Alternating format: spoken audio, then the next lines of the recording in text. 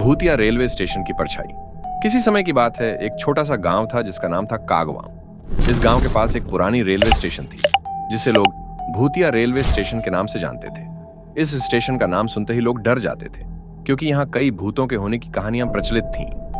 लोग कहते थे कि इस स्टेशन पर रात के समय अजीब आवाजें आती थीं और कई लोग रात के समय यहाँ से गुजरने के बाद लापता हो गए थे। गांव के बुजुर्ग अक्सर इस स्टेशन के बारे में कहानियां सुनाते थे।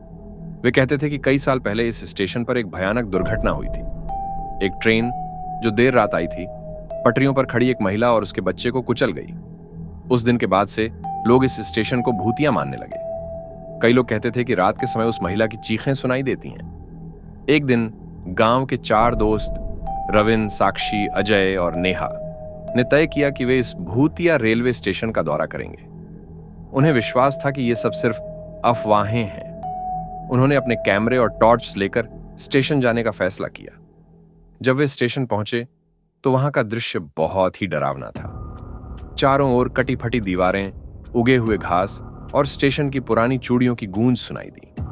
वहां का माहौल ऐसा था कि जैसे समय थम गया हो। नेहा ने कहा, यहां का माहौल बहुत अजीब है, मुझे यहां रहना नहीं है। लेकिन रविन ने हंसते हुए कहा, डरने की कोई बात नहीं है, हम बस थोड़ी देर रहेंगे।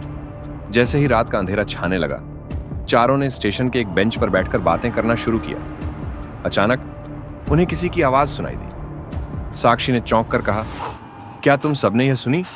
सभी चुप हो गए और सुनने लगे। आवाजें और भी स्पष्ट होती गईं। तभी उन्हें एक तेज चीख सुनाई दी। नेहा की आंखें फैल गईं और उसने कहा, मुझे यहां से जाना है। लेकिन रविन ने उसे रोकते हुए कहा, रुको, हमें पता करना होगा कि यह क्या है। उन्होंने टॉर्च निकाली और उस दिशा में बढ़ने लगे जहां से आवाज आ रही थी। जैसे ही वे आगे बढ़े, उन्होंने देखा कि स्टेशन के एक कोने में एक महिला खड़ी थी। उसकी आंखें आंसुओं से भरी थीं और वह एक छोटे बच्चे को अपने पास खींच रही थी। साक्षी ने घबराते हुए कहा, यह कौन है?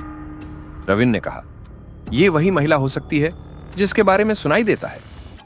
महिला ने उन्हें देखा और बोली, क्या तुम मेरी मदद करोगे? चारों ने डरते डरते हामी भरी।